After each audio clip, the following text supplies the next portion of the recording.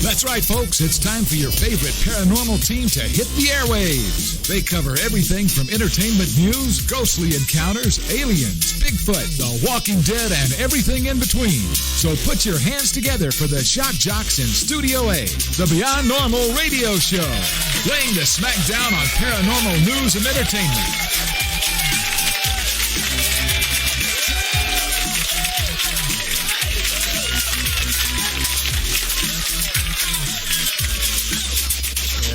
Yeah, everybody, what is going on out there? I am Emo-Von. Coming to me this evening is the lovely and talented LaShae. How are you? I'm good. Trying to stay warm. Trying to stay warm in this basement of death down here. It's a little chilly. It's something, that's for sure.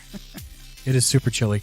So we got a great show this evening. Hello, everybody out there that is watching live, listening all over around the world. For all you flat earthers out there, we are broadcasting live in the beer and cheese state that is Wisconsin, of course, and we are under a crazy winter storm. I've already had to go outside the studio like 3 times and shovel. And better you than me. That's right. That's right. You know, and it's terrible because the snow's coming down so much. Like, everybody's like, it's gonna be like 24 inches, and they're like, no, it's not. But then you go outside and you see all the snow, and it's just, and you're just like, this fucking sucks. This is terrible. It is. This snow is just coming down, and it is not. It's not ending. No, it's not. It's not fun whatsoever. I'm not enjoying it. I'm really not enjoying it. But without further ado, we have a great show for you this evening. So we're going to go into what we're going to be talking about, as long as my page loads up here. Where is that at? There you are. And also a quick shout out to some of our friends from the podcast Sisters of the Strange. I want to say hello to you guys. Spirit fingers. And we want to give a shout out to our friend Ollie and her group, the Elemental Society Paranormal. Right? Elemental Paranormal Society. What the fuck is their name? Elemental Society Paranormal. I'm looking at you like, save me here. I can't. I don't know. Elemental Society of the Paranormal? Something like that. I don't remember. It's literally gone from my brain right now. I am. It's been sorry. It's been a long day. I'm pretty sure that's what it is. So tonight we're going to be talking about our Paranation news. 25 years after the release, the Blair Witch Project is getting a reboot. I don't know how I feel about that. Is it Canadian? Reboot. I don't know why I read it like that. I'm like, a reboot. It's a reboot. It's a reboot. Yeah, I don't know. I feel like I feel like this Prime is not doing its fucking job. That's what it's not doing. It's one of those movies that the excitement of it is gone because like when it premiered in what was it, like 1999? Something like that. They really pulled it off. Like it was real footage. People like thought it was real. Terrifying. Yeah. Like I was not going near any woods. You don't want to. And they did such an awesome job of putting it out there. Like this was an actual lost footage. These people were this really happened. Like I don't know how they're gonna give us that element of terror in a reboot, because we all already know now it's fake. Well, I'll definitely get into this. Besides this too, we're gonna be talking about the museum in Ireland that is plagued by sightings of ghostly reflections. Yes, I did see that article. Maybe they should use Windex and clean the mirrors. Yes, because it's just like dirty hot breath smudge prints on the glass. Well, that's it. Apparently it's all children they're seeing though. Oh. So I don't know about you, but when my glass gets dirty, I don't see children looking back at me. No. You see smudge prints and from children, definitely, but I don't see. Usually they're alive though. They're live children. I would hope so. Yes. One would only hope. I would truly hope. Yeah. So, yeah. It says that the museum is situated in Cathedral Square in Waterford. This is in Ireland. Not Wisconsin. No, definitely not Wisconsin. It's been plagued with unexplained occurrences, and it leaves the curator desperate for answers. Much of the activity has been in the form of sightings of children's reflections in the glass cabinets that house Georgian-era mourning jewelry, which was made to commemorate the deceased. Particularly chilling is the fact that much of this thing just went out. Okay. Much of it is housed at the museum was made for very young children, and some even contain real human hair. Oh my! Right? But I mean, I get it. Back then, that's all you had left. This was all plaster used to be have human hair in it. Really? Like the old farmhouses that had like not bricks, but it was like when you would frame out the walls, and then they would have plaster, and then they would take hair from dead people that had died, and they would use it, and they would mix dead people's hair. Okay, well, that would make more sense plaster. Why these old houses are always so haunted with people from like the 1800s. No, I'm serious. I mean, when I was a kid, my old farmhouse, like I never realized what it was until I got older, and then I realized I was like, that's human fucking hair. And are you sure it wasn't like horse hair? No, it was human hair. And they used to back in the day when they would make houses, they would plaster the walls, as I'm pointing to our brick wall. They would plaster the walls, and the plaster inside to hold it all together was human hair. It was a binder. So that's what they used. They used actual human hair from dead people. Well, that does explain a whole lot now about right. all the old houses being haunted. And you got to think, a house is built, you could have 200 different people of their hair mixed into the old plaster when they used to, put the walls together. Because there was no drywall back then. It was like any of the walls that are like hardened that you can like chip away. And if you chip deep into that, the plaster itself that bonds it all together, that's got the hair in it. I have no words. Yeah. I used to play with it when I was a kid. I used to like pull it apart and that also spin it around a lot. Like, yeah, what is this? Right. Like, why does this taste so? Gosh, no.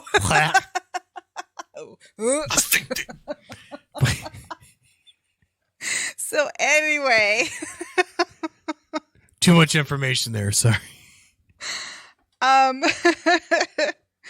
They've had members of staff, carpenters, stonemasons, working on the building. Right. Yeah. People coming through. They've all seen things, heard things, and it's all been children. Mm-hmm. One of the most prominent families who lived in the house were the Roberts family. John Roberts was a Waterford architect, and his wife Mary. They had more than 20 children during the course of their marriage, but only 8 of them survived to adulthood. That's a lot. That's a lot of kids. And definitely a lot of kids who passed away within the walls of that house. So, I mean, that's a lot of kids. Imagine today, though, like that's a lot of child support. Yes. Right. Yeah. Yes. He would go broke. He would go bankrupt. Yes. And that's insane. So, it says sightings of ghostly reflections aren't the only thing to be reported. Electronics go a bit funny at times. They've had people faint coming through there. And this museum is hidden away in Dublin's northern inner city. It's known for its cruel treatment of women who worked there. They explain the possible link between Monto and previous cases or uses of the Waterford Museum, which is a housed 15th century almshouse. I don't know what that means. The halls are filled with more than one kind of scream that we do know. So what they're saying is I looked into that a little bit more, and it was saying that they called in a local paranormal team in Ireland, and they went in there and tried to do a seance, I guess. And why would you do such a thing? They were unable to actually speak to any children. So they got a Ouija board. Yes, a Ouija board. And from the Ouija board, I guess it was throwing out hints of like Monto. Yeah. And I'm so oh gosh. Monto, which was a brothel. And that had 1,600 sex workers employed. It was the largest red light district between 1860 and 1925. When the economy's tough, I guess. And it was very known for its cruel treatment of women. So they think that the spirit that they did actually contact was an actual woman who worked the brothel. And they think she was Asian, I guess. And she was killed by her madam. So they didn't get any children. Yeah. But they definitely, I guess, through a Ouija board and stuff, came out with an Asian That's insane. brothel worker from the Georgian era. And she's just over here just snitching. But I'm still, I mean, I don't know. Where do you stand on the Ouija board? I know where I stand. I personally, the Ouija, I was about to say the Luigi board. Was this fucking Mario? It's me, Luigi. I come to you from the spirit board. No, so like with the Ouija board, I personally don't like it. I've used it before years ago. We've used it before, and one of our investigators, who is also a medium, he had partially got possessed. We were using it. We were younger, many years ago, and I remember I had the camera on him, and I'm just like videotaping him, and it was in the dark. We had like a little flashlight on, and I remember like him and our other guy, Mikey, was across from each other, and they were doing the thing in the Ouija. And all of a sudden, Mark's face changed. Like, I'm literally looking at him through the camera, and his like expression changed. Like, there wasn't him anymore. And then he had this like weird fucking grin, and he like cocked his head, and all of a sudden, boom! He just like flipped the card table over, like when you lose to your grandma for Monopoly. Fuck you, grandma. Wow. But no, so what kind of grandma did you have? A cheating one. So he flipped the fucking table, and we're like, whoa, and he just like stood there for a second, like just staring, but again, it's in the fucking dark. It scared the hell out of Mike. He knew what was happening. We go flip the lights on, and we're like, oh god, whatever. Pass. I would. Yeah. So he went through that. So it was, I'm not a fan of it. I don't think, you can use Ouija boards now as members of the Westosha Paranormal Society. LaShae and I, we do not recommend whatsoever using one. Absolutely not. But if you insist, you must know how to do it correctly.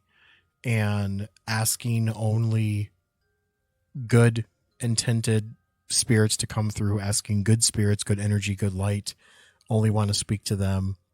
You must close the session. If you don't close the session and close out, say what you would say to close things, you don't know what's going to come in. And that's why a lot of these kids are like, oh, I used a Ouija board 2 weeks ago, and now I wonder why my crucifix on the wall is spinning around. I think every 90s child has a horror story from using a Ouija board. Oh, yeah. I did. I was young and dumb.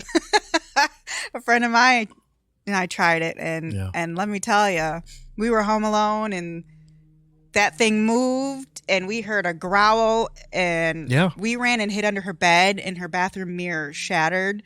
I never went back ever to her house again. Yeah, I would never. I was like, I'm out of here. I'm going home. I would never recommend using one. I know, but so my thing is now, like, I feel, I don't know, because they went into this place, and not only did they do a seance, but now they used a Ouija. And so, I mean, as a business owner or a homeowner, if a paranormal group came in and brought that into my home, I would be a little freaked out, thinking like, what did you just now open? You never know. I don't know. So avoid the Ouijas, people. Avoid the Ouijas. And I mean, you don't even have to use like the Milton Bradley board. You know, like you can really take a piece of paper, make your own homemade planchette. You could, you know, anything could become a spirit board. And, you know, by doing that, like you were literally welcoming in anything. And that's to come in. That's what's scary is people don't realize is these things mimic your loved ones. They mimic the good spirits. You are literally saying, come on in to you don't know what or who until it's there. No. Well, and that's scary. That's the thing too, is that, you know, when you have a Ouija board, you open up that portal, you open up that gate, that dimension, you know, and you're like, oh, I want to speak to my dead niece who was, you know, 10 years old. And all of a sudden this thing comes through and it's like, you know, spelling out the name or, you know, and it builds that trust. And you're like, oh God, that's really her. It's really not. It's like the fucking demon Zozo, Beelzebub, you know, any of the thousands of demons that can come through and that can mimic voices. And, you know, now not saying that everything in the world is haunted by demons. No. I would also particularly say too that I feel personally that sometimes children die a tragic, horrible death and they're stuck and they're here. Sometimes non-human and human spirits of some sort can also mimic the voices of children. But I feel over the years of, you know, 25 years in this field, like I've personally ran investigations and done audio and hearing little girl voices coming over, which is creepier than all hell. You know, it's like, mommy, that was come like, play with me, man, shit, you know, nope. As long as the voice isn't like, you know, come play with me. But like a fucking speaking safe from hell, you know. I don't know. I have a hard time believing that children get stuck. They're just so innocent. And but it's I mean, I'm not saying they don't. It's just it's one of those that's hard for me to wrap my head around, even being in the paranormal field, because it's just they're children. Like, but even it's sad. But it's the same concept as, you know, you can't sit here on one side and throw like the Bible in there and be like, well, this isn't the Bible. The Bible says a lot of shit. First of all, a lot of stuff. You know, it's no different than your grandmother who is 90, who passed away peacefully sleeping, comes to visit you, you know, and everybody says that, like, you know, like I've had my mom passed years ago and she had come to visit. You know, I would think that if people would believe in the afterlife and, you know, go into heaven or wherever it is, that other dimension, they would just go. They would go away and we'd never see them again. But yet then you hear stories of like, well, that, you know, my uncle, he's been watching over us for years and, you know, stuff like that. So I also kind of feel the same thing. Like there was one of the podcasts I was listening to, there was a story where it was her older brother at the time, but he had passed and she had then grown up, you know, and he had stayed the same age.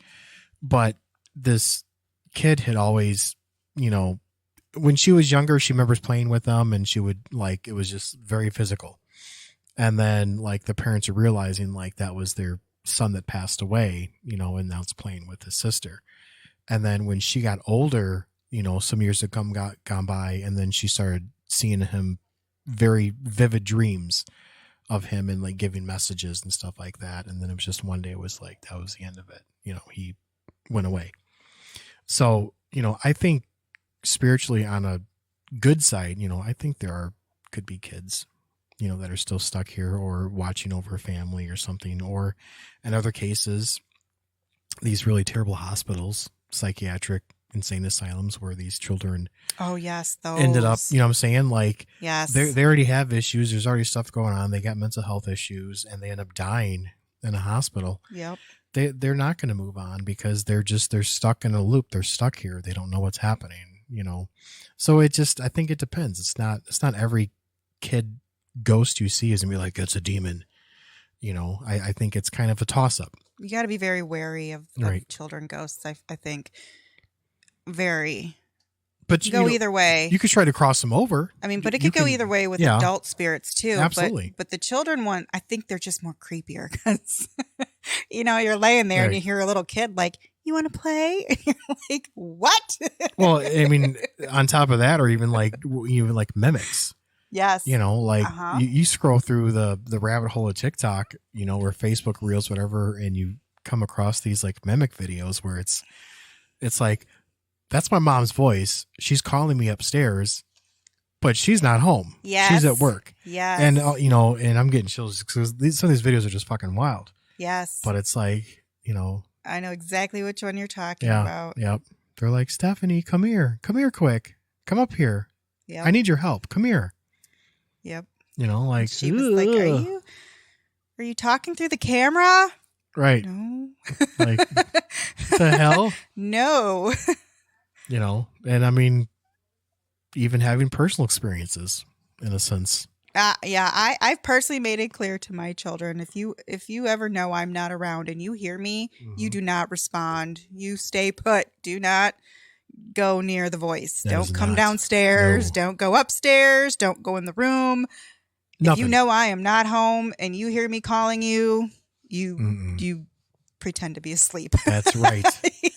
That's a whole lot of no.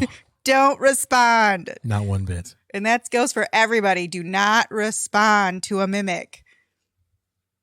Or let black-eyed children. Or those black-eyed children. Yes. I'm telling you, those. When they're like, may I come in and phone my father? Like, what the fuck? Well, that was like phone my father. I was watching last night that family in Chippewa Falls. Yeah. And they bought this dream home and was that the Wieners? No, those were the investigators. Oh, that's right. And the husband wouldn't believe the wife. And she kept saying, things are happening. Their son is talking to somebody. And he didn't believe her until he woke up, he said, in the middle of the night, and there was a child next to the bed. And it was white, like really pale white, and had black eyes. I would yeet that motherfucker. And then they find out later it was yeeting kids. Like, you got me fucked up. I am not. I swear to God, I almost throat punched my own kid. I've done it. Yeah. My son has been notorious through his life of sneaking in my room. I have many stories of him sneaking in my room in the middle of the night, wearing bunny rabbit masks or one of his scary clown masks and waiting by my bed for me to wake up, or he'll, poke me and be like, Mommy. And it's like, oh, yeah. And then you're like, guess what? Santa's not real. Yes. How about them apples, bitch? Go to bed. Good night. Santa's not real. And either there's a tooth fairy or just a bunny. Fuck Christmas and fuck you in that mask. No. He loves to scare me though. We have a scaring war going on. But there's been a few times I wanted to cancel. There's been a few times I almost yeeted that kid across the room. I'm not even gonna lie. It's light up red goggle eyes, demon eyes. Like he snuck in my room and startled me awake, looking over me. Like he thinks it's great. So yes, and it's not. It's terrible. It's we're not gonna do that. I know. I have to live with the kid. My God. But it's turned out like in the show last night, it was a little boy had drowned in the pond out back. Mm-hmm. So I guess as soon as they found his grave was buried off in the back of the property by a tree, and they gave him a headstone and I guess he moved on. But I mean, not all black-eyed kids I guess are evil, but I'm right. I don't know. Maybe that's just an exception to the rule. 'Cause possibly. I think that's the only story I've ever heard where the black-eyed child was good. Right, yeah. He was just... Other than locking the cats in closets. I mean, that was the most mischief it really did. Or he scratched Mrs. Wiener. Yes, he did. He did scratch the investigator. Yeah. She's like, I got scratches everywhere. They were big, though. It's not the cat. She was bleeding. Like, those were some really crazy scratches on her. When Snuggles attacks. Yes. Wow. Yeah. Claws So now I've on a lot of shows I've seen, you know, when they say that they're scratching you, like they're trying to get your attention. What do you think about that? Do you think it is an intent? They're trying to get your attention, or do you think some of it's just evil? I mean, I got an evil story to share, but I do think that it could be trying to get attention. To be like, hey, I'm here. Or especially if you're like, show me a sign, and they're like, I got you, fam, and you know, just scratch the fuck out of you. But there was a time. Speaking of evil things, we were doing a field op investigation at a very well-known spooky cemetery, and we had all seen what appeared to be this low being thing on all fours, like a hellhound, I would say, maybe, kind of. And our one investigator went to the back of the corner of the woods where it was gated. And you see him like stop, and he like looks, and then he bolts running back, and he's like, start the fucking car. And just like chopping the wind. And you guys are all standing there watching him go. And he's running to us, you know. And at first we're like, what the fuck? And I see something. Well, we all see something. But something's like bouncing, like behind him. Like a dog. Like a dog would. Yeah. And he like leans back, like if something like grabbed, like hooked into him or something. And he was like, fuck, you know. And we're like, let's go. I remember Josh started the car. We get the door open. He runs in. We just fucking take off. We're just zipping down. He gets in the front seat, and he's pulling up his jacket. And mind you, this is like wintertime, so he pulls his jacket up. And we see 3 like claw marks down both sides of his shoulder blade, just straight down. You can't fake that shit. Yeah, that's definitely not trying to get your attention. That sounds... And he's fat, too, so, like, he couldn't get his arms back there. Like, it was a full shoulder to lower back. Well, yeah, I don't think anybody could do that. No. Unless, like, you were a contortionist or something, But, yeah, there was the jacket was fine. It was a flight jacket, like the one that I have. There were no tears or nothing in it? Nope, nothing. The jacket was totally fine. But whatever it was, it spooked him. It was chasing him. We saw something, this black anomaly, like bouncing, like in the movement of a dog. And then it scratched him. And I mean, these were 3, I mean, and he was bleeding, like bleeding down. Like he pulled his shirt back and blood was just like coming down. And he had those for weeks, like as the healing process. Like it wasn't like it just disappeared. Like he was attacked by something. See, that's why I stay away from cemeteries, especially at night. I am not going near a cemetery. You couldn't pay me to go near a cemetery at night. I'm not doing it. It's not happening. That's the same one that I told you stories where I was out in the woods with one of our investigators and we heard something running. And then the other 2 investigators were in the car. And she called the radio and she was like, where's Marty at? And I'm like, right next to me. And she's like, Jan and I just seen him running past us in the woods, like in the vehicle. But they were on, Jan seen him on the left side. Amy saw him on the right side at the same time. But he was there with me. So something mimicked his body. We didn't see it, but we heard something just darting through the woods, like the brush. We just thought it was a deer. We spooked a deer or something. Maybe you had an encounter with skinwalkers. I mean, I don't know, but it was that place. That's the same place. I mean, I've had something walk through me before. That was a really weird experience. Like as if me and a spirit had crossed paths at the same time and it went through. Like it was the most weirdest, like 3-second experience. And I was telling Jan like what happened. I told her, and she was like, oh honey, you just had a spirit walk through you. So casual. It's like she's super medium. She's like talks to dead people on a regular, so it was like nothing for her. She's like, Psh, she had a spirit walk through. You're fine. You know, and I was like, it was the craziest experience ever. Like you become a part of that. No. But there was that place was so evil. Like, but that's where, you know, that lady, the old story goes is that she housed slaves. She tried to make a fake Underground Railroad stop. And she was the one that got executed. I never heard that story. I've never heard of that. Yeah. She was known as the story was her name was Mary Worth, but she was dabbled in the occult, dark arts. You know, yes. I'm not going to say Satanism because has nothing to do with the devil. No, that's totally separate. It's more like dark. This was black witchcraft type, black magic, devil worshiping type shit, whatever. Mm-hmm. But yeah, so the story goes is that she was, you know, Underground Railroad kind of thing. And I don't know how many she had, but there was a handful that she had, you know, captured and like knocked them out, chained them up and, you know, killed them. And the townsfolk, which was the town of Shields back then, got wind of it and they executed her. Well, good. Yep.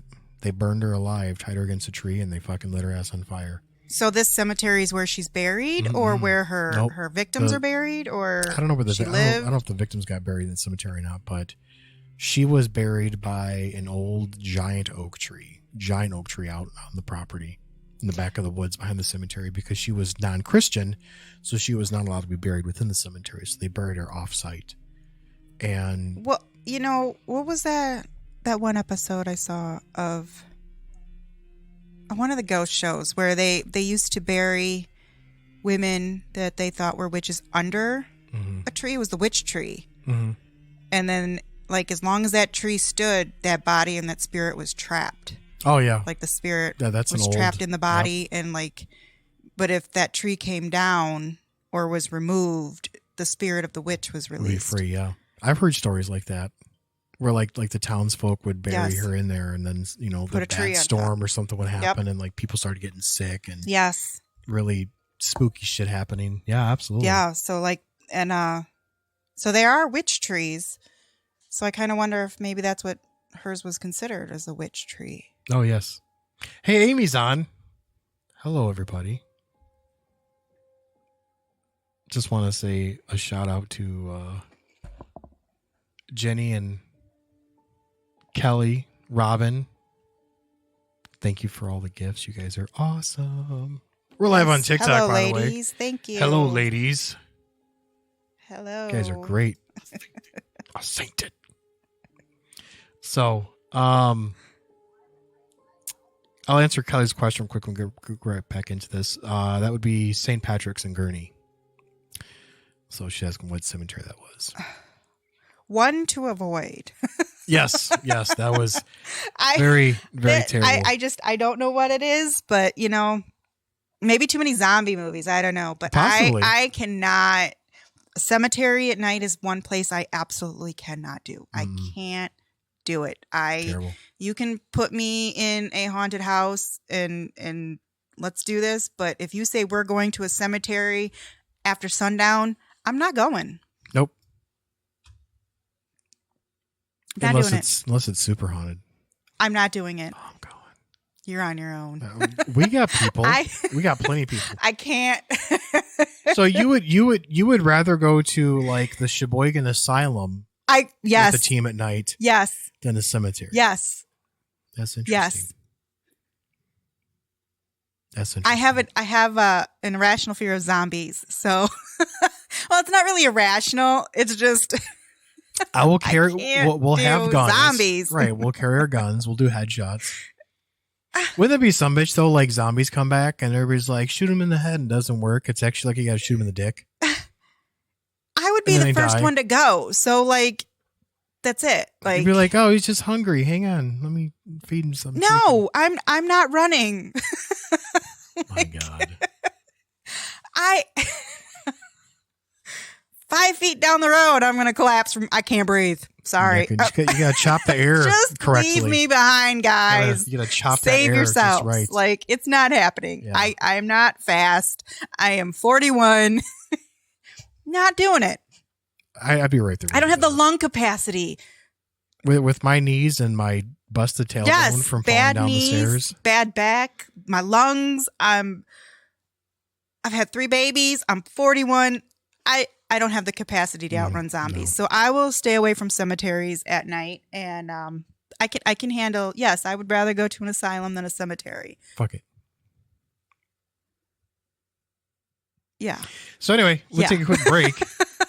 We'll be right back, and we'll be talking about the 25-year release of the Blair Witch Project, which is going to be a brand new reboot.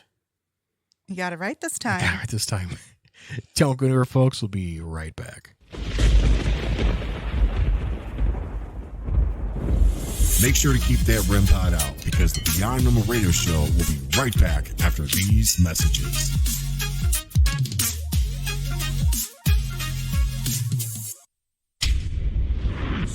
What's up, everybody? I'm Mike. And I'm Doogie. We're the Tennessee Wraith Chasers. And we're... It's just... Hold on. This is this guy. Yeah, Mike, Doogie, and then... Yeah. You're listening to... TWC, and you do that. Okay. You good? Yeah, we're good. What's up, everybody? I'm Mike. Dude, everybody's talking to me. All right. What's up, everybody? I'm Mike. And I'm Doogie. And we're the Tennessee Wraith Chasers. And you're listening to our friends on the Beyond Normal Radio Show.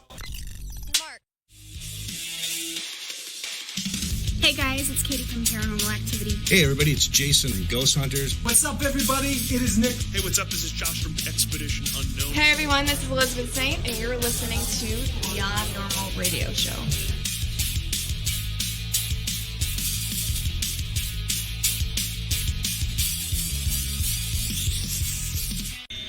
You're listening to Beyond Normal Radio, Chicagoland's #1 choice in paranormal talk radio. It's not just paranormal, it's beyond. For a limited time only, the staff of Beyond Normal Radio will be looking for anyone and everyone with paranormal experiences from all walks of life. Whether it's ghosts or UFOs, we want to hear your stories. So drop us a line at beyondnormalradio@gmail.com, and you just might be the next person to be a guest on our show and share your story. We can't wait to hear what you have to say. And remember, it's not just paranormal, it's beyond. Beyond Normal Radio is back. And remember, folks, this show is now available exclusively on iTunes.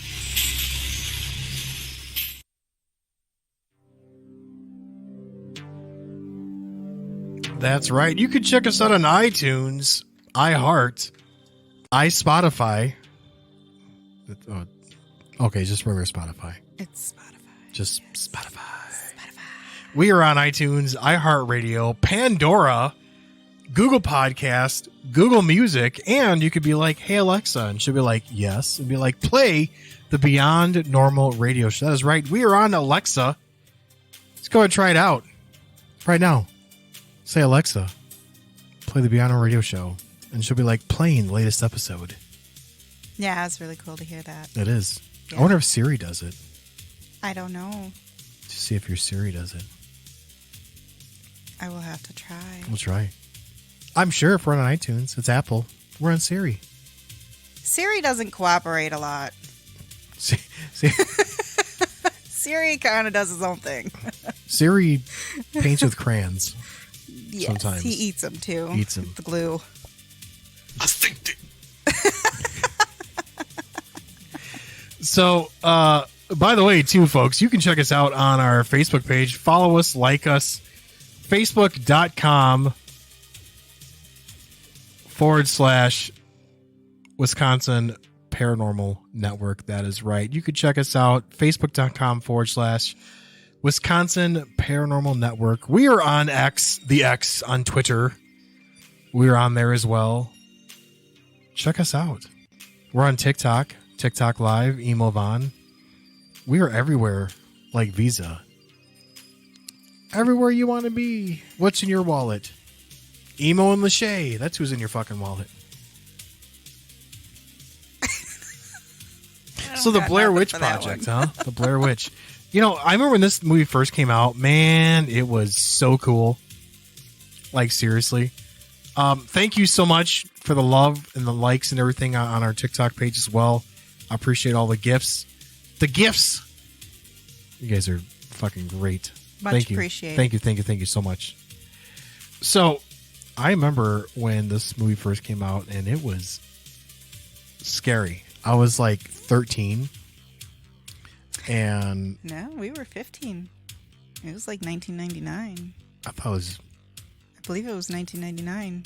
You better ask Siri, ma'am. They might just say it in here. No, you're good. 99 it says. Released back in 1999. I think I was like, what, 14, 15, something like that? Yeah. Yeah. No, we were younger than that. No, 1999. We were 15. Mm-mm. There's no way. Do the math, old lady. I am. I was born in 1984. I was 83. I think I was like 13. Maybe 14. I was a teenager and I didn't drive. I know that much. And I saw it. I seen it. Your math is not mathing right now. Well, I'm from Illinois, so I mean, I know I got my license in 2000. I was definitely 15. You were something. Yeah. Yeah. Yeah. So let's go into some spooky talk here about this brand new film coming out. 25 years after the original release, the Blair Witch Project is set to get a brand new reboot. At the time of its original release, some people believe that the iconic found footage movie was actually real. Now, I believe that this was not the first finding film footage type movie. I want to say there's a movie right before it. Not, a couple years earlier. There was something similar to it. But Blair Witch definitely paved the way. It definitely did. It did for the next phenomenal movie of Paranormal Activity. Yeah. That movie was freaky. But yes, the Blair Witch, they did really good making us believe it was true. They did. They definitely used no-name actors that nobody ever see. It was scary.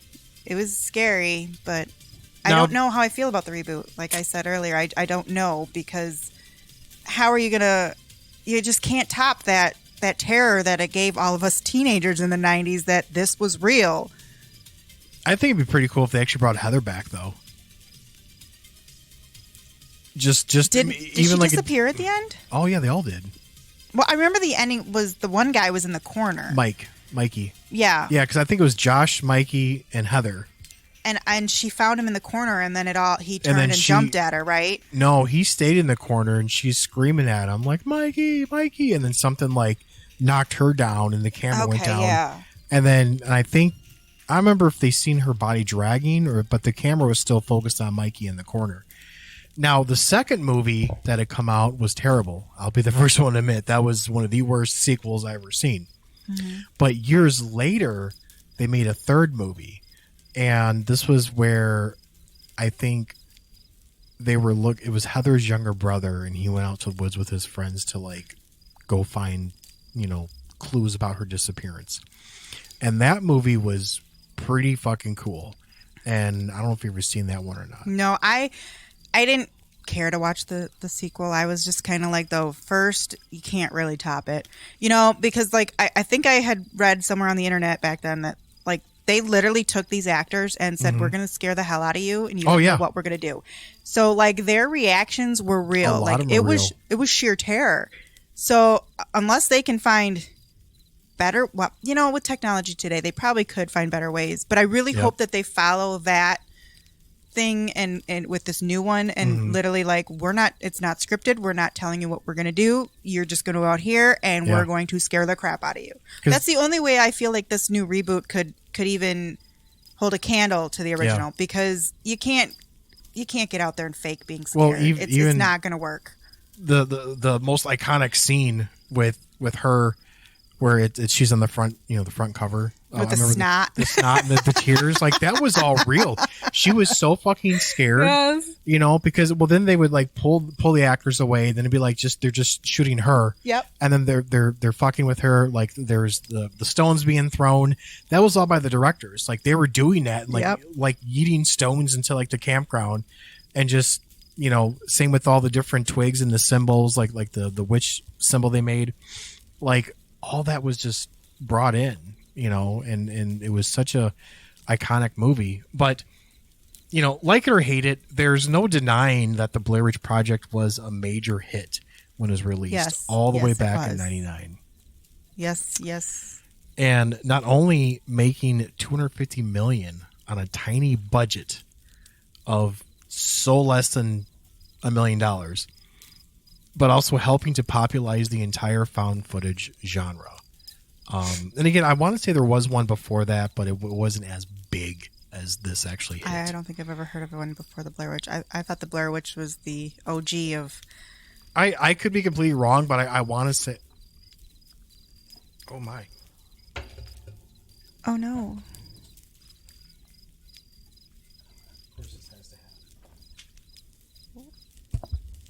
There we go. Jesus. Can't move around in the studio here. Stop moving. I'm in pain right now. Look what you did. Look what you did. Sorry, guys. I'll edit that out. So anyway, yeah. So the film follows the basic idea behind it. The original Blair Witch. The film follows 3 students. They are filmmakers, and they go missing after venturing out into the woods near Burkittsville, Maryland, and attempted to create a film about a local legend known as the Blair Witch. What made the film so terrifying was the fact that, unlike in most horror movies, you never actually directly set eyes upon the entity that's hunting them, essentially, thus leaving it all up to your imagination. And the movie was also so good, and it does a good job of building, the suspense as the trio becomes hopelessly lost with an unseen presence relentlessly harassing them until they can barely keep a hold of their sanity. At the time of its release, the movie was marked in such a way that it makes audiences believe that it was actually genuine, real footage that the authorities had found, and that the 3 actors who used their real names in the movie were actual students who had gone missing. I remember the website too, when websites were just kind of coming out. And when this movie had come out, you can go to it, like, BlairWitch.com or whatever. And they had like the missing photos, like missing, missing posters. Have you seen this kid? Yep. And you Googled their names, and it literally came up like they were missing. Like, you couldn't find anything on these actors. Like, they literally did such a great job hiding the identities and the fact that it was not real. 100%. It was cool. So I really hope they can do that this time. I hope so too. In the years that followed the movie's release, there was an ill-received sequel as well as a reboot of sorts in 2016, which had reasonably done a lot better, but couldn't recapture the success of the original. And that's what I'm worried about with this new one. I don't think they can...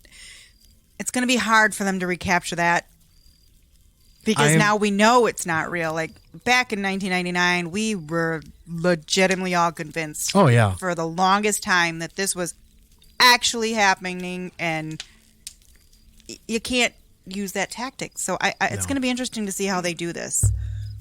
Well, in the years that followed the movie's release, when that 2016 reboot, like it wasn't like a legit like standalone, like it followed the originals. I mean, I thought it was good. I think you should definitely see it, because you actually see the Blair Witch in the end.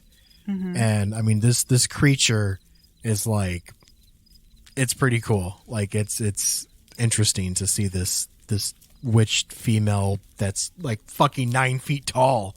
Oh, geez. Going through the house like, like it is scary at the end, because it's like it's in the old house where like Josh and Mikey and Heather ended up, and other people over the years ended up in this fucking house. Like it's a really good film. Like they did a really good job. Like now I don't remember. Did we know the reason why the Blair Witch was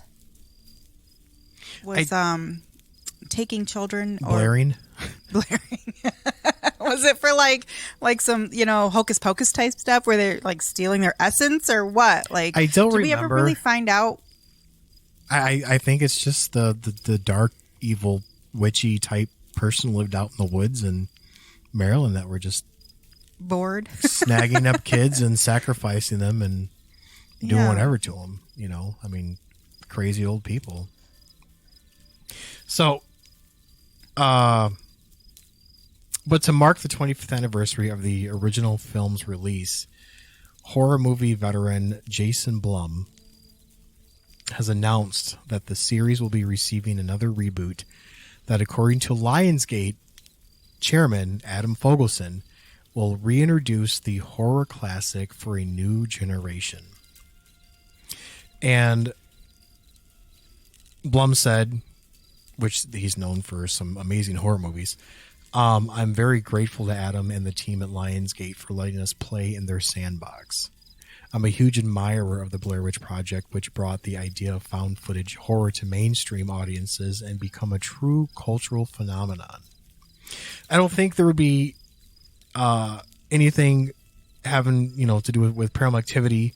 They weren't like the first, but having that be in the Blair Witch, it feels like it's truly a special opportunity, and being excited to see where it leads. So he was the brainchild behind Paranormal Activity and that type of found footage, which I think those movies are outstanding. Yeah, too. Those are creepy. Some of them are like, stop making them.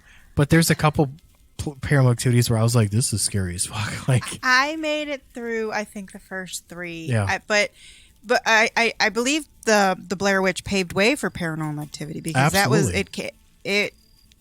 that one was phenomenal. Like I was like, because then again they used no name people at first, and so we really thought, oh my god, these are actual footage of someone's house and this stuff's really happening.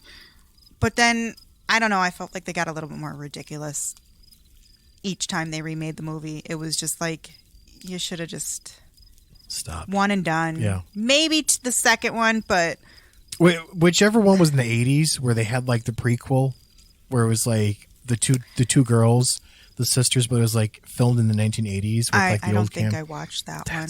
I think it's like the third one, but that one, it was like really good because they used like old school camcorder film, how they made it. So it's like you're really like drawn into like the old, like like you hear the machine, the camcorder, as it's like on like a they like tape it to like a fan, so the fan rotates it back and forth, and like the furniture goes upside down and it drops, and like it's like, what the fuck. Super cool. Yeah, cool. I don't know. I feel like the first one was still the best. It was the best. It was. Yeah. But again, the first Paranormal Activity was so good. They had such a which I think that brought a new generation to found footage. But it was so good that they were like, let's try another one, and that was a big hit. And they're like, let's try a different story, but twist it, and that was a big hit. So they just kept going with it. There's like 7 of them, 6 or 7 of them now. I kind of feel like Paranormal Activity opened many doors for our generation into the paranormal world because we were so like entranced with this movie that everybody was suddenly like interested in this paranormal, that like we've had paranormal movies prior, well, just like one of our other movies, favorite found film footage movies is Grave Encounters with our friend of the show, Sean Rogerson, who played Lance Preston. There was a found film footage type movie where they went to an insane asylum, and they kind of were, it's like a Ghost Adventures type thing where they go around and they film and stuff, but they were faking the evidence because they weren't getting anything. There was no real hauntings. Every place they went to, it was just like blah. So they were like losing ratings. They really had to amp it up this time. It's such a good film. Highly recommend it. Grave Encounters. It's a fantastic film. It's by the Vicious Brothers. And I love it. I really do. And Sean's a friend of the show and or Lance Preston, I should say, from Grave Encounters. But it's a great movie. It's scary as fuck. It really is. That's another good like found film type movie. Oh yes, you had me watch that one night, and yes, and they get picked off one by one. Yes, and at first they think it's all fake and everyone's playing, and then it was the moment that Sasha, with the girl, it was the moment where the hair gets pulled up, and it was in I want to say Sean said that was a genuine, like she wasn't expecting that like the hair was pulled. See, I like those movies where they don't tell you what they're going to do, because that genuine fear, that cannot be acted. And what's crazy is about that movie, like the hospital that they were in was the abandoned part, but the new hospital with insane patients in it was just on the other side. They built the new hospital attached to the old hospital, but they filmed on the backside. And Sean said that he never believed in the paranormal, any of that kind of stuff. We interviewed him like 15 years ago. But he said that, they all experienced stuff while filming. Like, it was creepy. Stuff would happen there, and some of the reactions in that movie are genuine. Those are the best kind. They really are. Truly. Yes. So, but yeah, I'm excited to see, what Blumhouse Studios and all of them do and remaking it. And again, I mean, it's good to see somebody leading this movie that has experience in found footage. Yep. And of course, the Paranormal Activity series, like that's his brainchild. So it's pretty cool to see this. So it's definitely going to be exciting. We're going to take a quick break. We'll come back and we'll be doing our mail call. Oh, exciting. It is. So you guys can go ahead and email us anytime. Email us at beyondnormalradio@gmail.com or our network email, which is Wisconsin Paranormal Network @gmail.com. You can send us a Facebook message. Send us your stories. Send us your questions. Let us know what's going on, and we will give a shout out. We'll talk about your stories. We'll answer questions to the best of our knowledge. And, we just love being involved in the community. The paranormal community is amazing. So don't go anywhere. We're going to cue this up and we will be right back.